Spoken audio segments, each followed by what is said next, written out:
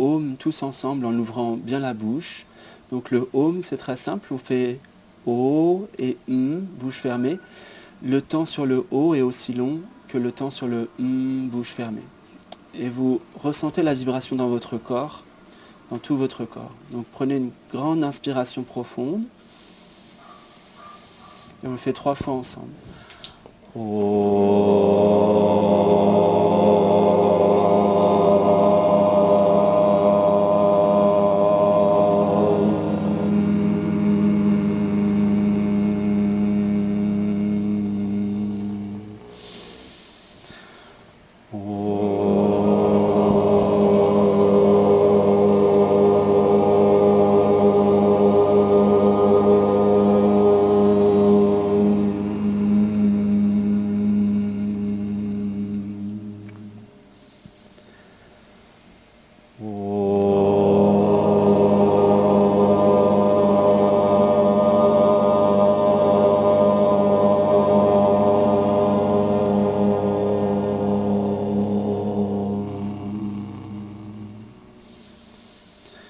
Et vous accueillez les sensations, vous accueillez le calme intérieur,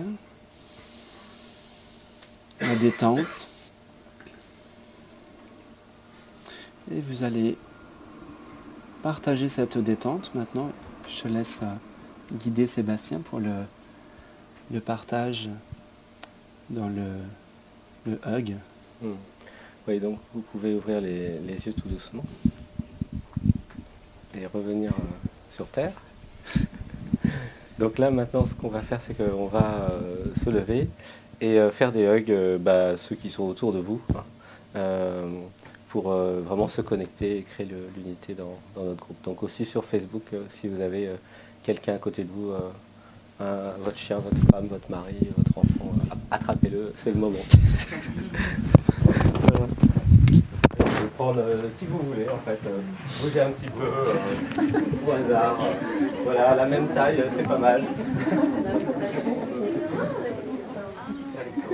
Et l'idée c'est d'en faire plusieurs en fait.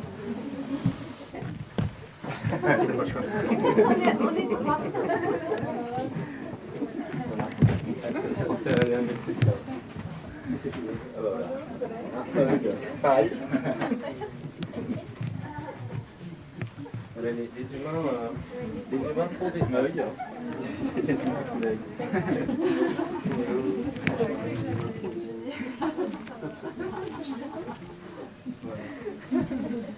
hugs.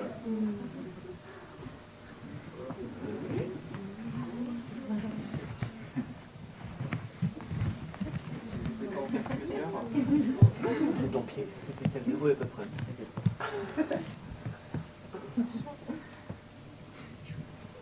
Voilà, c'est des hugs pour dire bonjour.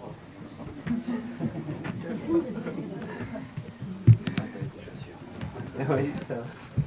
Voilà. Voilà, super. Voilà. Le truc des hugs, c'est que quand on commence, on a du mal à s'arrêter. C'est ça qui est bien. On a envie de continuer toute la soirée. Donc c'est important les hugs. Ça connecte pas mal au niveau du cœur en fait. Oui, c'est l'idée. C'est l'idée.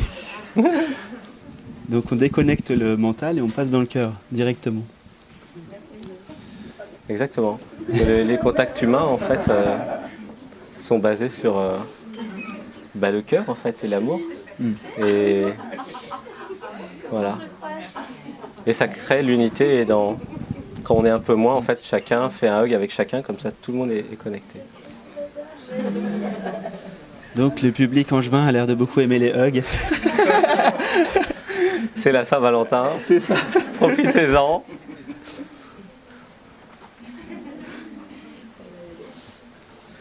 Et vous aussi donc sur Facebook, voilà, vous avez fait les hugs. Peut-être qu'on va peut-être commencer par raconter un peu en bref notre parcours, non? Je sais pas si tu veux. Parce que vous avez peut-être vu les vidéos de Sébastien sur internet, non? Qui? Non. Ok. Oui, c'est une bonne idée. Déjà pour commencer, est-ce que tout le monde voit à peu près ce que ça veut dire l'éveil? Ça commence fort là. Ouais. On va direct au sujet. Ok. Alors, oui. Non, mais normalement c'est bon. Alors, oui, c'est bien, ça permet de poser le sujet. Ouais, c'est ça. Qu'est-ce que l'éveil? Alors, je te pose la question. Qu'est-ce que l'éveil? Pierre. Alors, qu'est-ce que l'éveil? L'éveil, en fait... Après, moi, tu me poseras la même question. D'accord. De quoi on va parler? L'éveil de quoi, de qui? L'éveil, en fait, c'est... Pour faire simple, c'est sortir des conditionnements et de réaliser qui l'on est vraiment, qui l'on est véritablement. Et qui l'on est n'est pas quelque chose qu'on a appris, c'est quelque chose qui est notre nature, c'est pas quelque chose qui est conditionnel à quelque chose, il n'y a pas de condition, donc il n'y a pas de conditionnement. Et tout ce qu'on a appris en tant qu'humain depuis qu'on est né, ça forme tout un tas de conditionnements. Par exemple, l'idée « je suis la personne », je suis un personnage, c'est un conditionnement. Je suis ma nationalité, je suis mon prénom, je suis mon métier, je me définis comme ceci, comme cela. Toutes ces définitions, en fait, ne sont pas nous.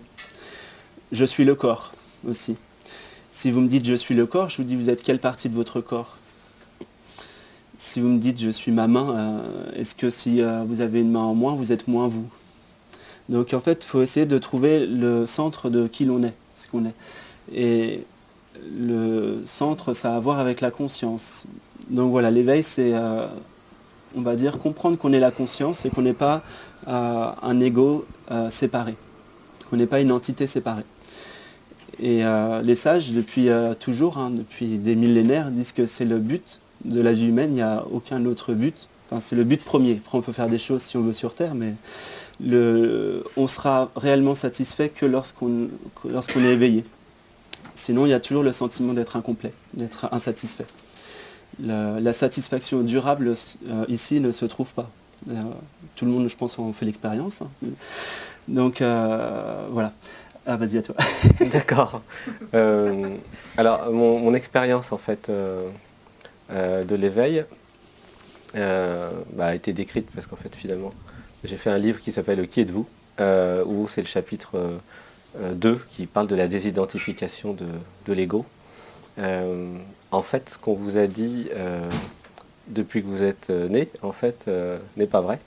Puisqu'on vous a dit que vous étiez un homme, une femme, une personne, avec telle profession, tant d'enfants. En fait, ce que vous êtes, c'est avant tout la conscience qui s'incarne dans le corps. Et donc si vous allez dans cette perspective, par des méditations, par la vie, ou par tomber amoureux par exemple, puisque c'est la Saint-Valentin, et bien vous pouvez, par des techniques, par beaucoup d'expériences, vous désidentifier de la personne. Et donc c'est ça pour moi l'éveil, la réalisation du soi. En même temps, comme dit Adyashanti, il y a un paradoxe, parce que personne ne s'éveille, forcément, puisqu'en fait, l'éveil, c'est la dissolution de la personne. Donc, d'une certaine façon, c'est l'éveil qui va se vivre à travers vous. Bon, c'est un petit peu conceptuel ou peut-être paradoxal, mais en fait, c'est comme ça, c'est-à-dire que personne ne s'éveille, et en même temps, chacun peut réaliser qui il est réellement. Oui. Voilà. Et donc, par plusieurs techniques, puisque je suis compositeur de musique, j'écris, je fais des poèmes, en fait, par l'art, par le fait de tomber amoureux, par des méditations, en fait, il y a plein d'expériences qui amènent vers l'éveil. Qu'est-ce que tu cherches exactement? Ça m'inquiète beaucoup. Il est là, ton crayon. Non, mais il y en a un non. qui va tomber là. Alors après, quand on s'éveille, justement, on est hyper présent, ce qui pose tout un tas de problèmes, notamment quand quelqu'un cherche son crayon.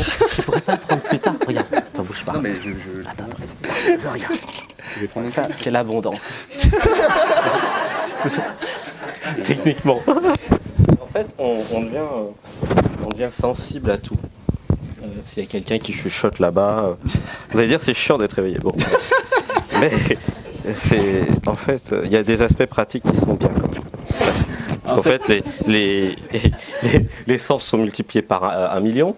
Donc c'est pratique au niveau du goût, de l'odorat.